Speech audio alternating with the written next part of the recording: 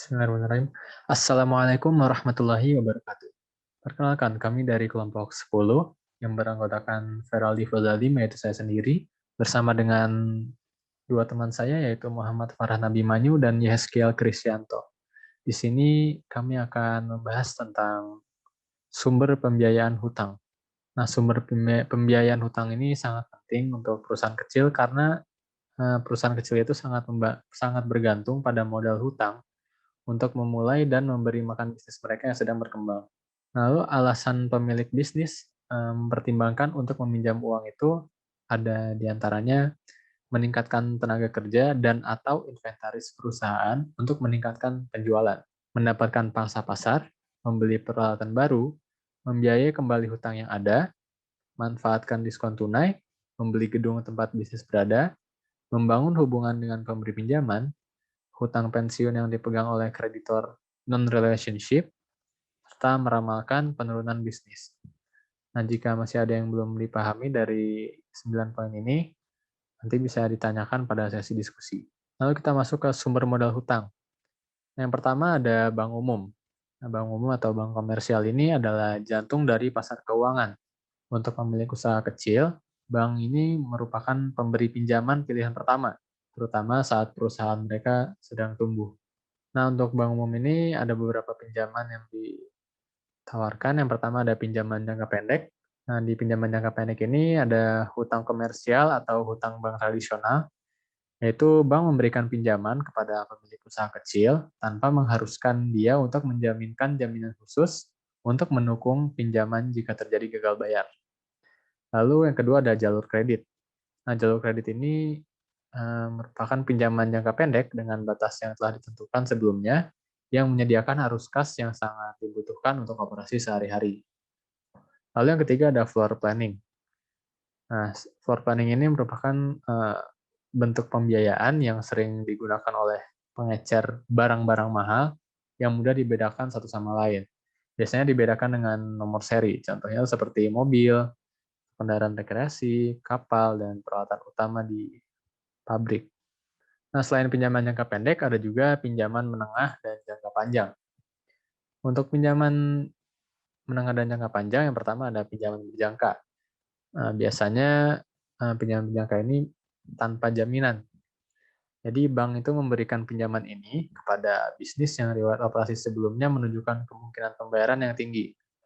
Lalu yang kedua ada pinjaman angsuran. Pinjaman angsuran ini diberikan kepada perusahaan kecil untuk membeli peralatan, fasilitas, real estate, dan aset tetap lainnya. Lalu ada pinjaman karakter. Nah, pinjaman karakter ini mendasarkan keputusan pinjaman mereka pada reputasi dan keandalan si peminjam atau karakter si peminjam. Selanjutnya akan dilanjutkan oleh teman saya. Selanjutnya, saya akan menjelaskan tentang sumber pendanaan modal bukan bank. Untuk memulai suatu bisnis, kita memerlukan modal. Nah, ada beberapa alternatif untuk mendapatkan modal, yaitu yang pertama ada pegadaian. Pegadaian yang sudah kita tahu adalah tempat di mana kita bisa mendapatkan uang dengan jaminan barang, bisa berupa aset seperti mobil, tanah, rumah, dan sebagainya yang berwujud. Selanjutnya itu ada utang dagang. Secara sederhana, utang dagang adalah skema pembiayaan jangka pendek. Sebagai contoh, saat kita membeli sebuah material dengan jangka waktu 4 bulan dengan cara nyicil. Selain itu, ada perusahaan asuransi. Perusahaan ini menawarkan dua jenis pinjaman dasar, yaitu pinjaman polis dan pinjaman hipotek. Pinjaman polis sendiri ini adalah pinjaman dari perusahaan asuransi yang dijamin dengan nilai tunai dari seluruh polis asuransi jiwa. Selanjutnya ada koperasi kredit. Seperti kita tahu, koperasi berarti seperti kerjasama antar anggota. Kita bisa menabung dan juga meminjam antar anggota dengan ketentuan yang berlaku. Tetapi beberapa koperasi ada yang tidak mewajibkan menjadi anggota untuk bisa meminjam modal. Lalu perusahaan yang sudah besar bisa menggunakan obligasi sebagai pilihan untuk mendapatkan modal dengan cara mengeluarkan surat berharga yang berisi perjanjian antar perusahaan emiten dengan investor. Tetapi ada ketentuan yang ketat bagi perusahaan yang ingin mengeluarkan obligasi. Dan yang terakhir yaitu private placement. Sedikit berbeda dengan obligasi, modal didapatkan dengan cara menerbitkan saham yang langsung ditargetkan ke investor besar atau investor tanpa melalui regular di bursa.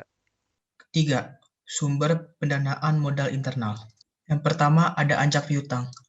Anjak piutang adalah kegiatan pembiayaan piutang usaha yang menggadaikan atau menjual piutang usaha sebagai jaminan untuk memperoleh pinjaman atau tambahan modal kerja bagi perusahaan. Adapun perbedaan antara anjak piutang dan pinjaman bank. Yang pertama, anjak piutang terletak pada nilai piutang, bukan kelayakan kredit perusahaan. Lalu yang kedua, anjak piutang itu bukanlah suatu pinjaman, melainkan pembelian suatu aset atau piutang. Dan yang ketiga, pinjaman bank melibatkan dua pihak, sedangkan anjak piutang ini melibatkan tiga pihak. Anjak piutang biasanya dijadikan sebagai pilihan terakhir bagi perusahaan untuk memperoleh modal jika tidak mendapat dari sumber manapun. Karena anjak piutang ini lebih mahal biayanya daripada bank atau perusahaan komersial. Lalu yang kedua ada leasing atau sewa guna usaha. Kegiatan pembiayaan ini dalam bentuk penyediaan barang atau modal yang dilakukan dalam jangka waktu tertentu. Pemilik aset akan disebut sebagai lessor dan pemilik nasabah akan disebut sebagai lessor.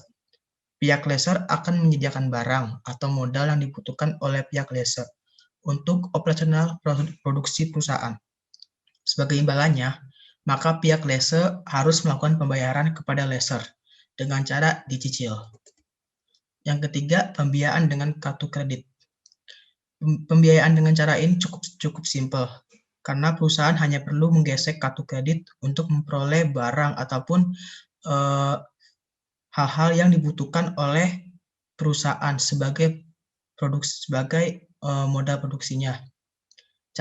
Tapi cara ini cukup risiko karena dapat menyebabkan kondisi keuangan tidak cukup sehat.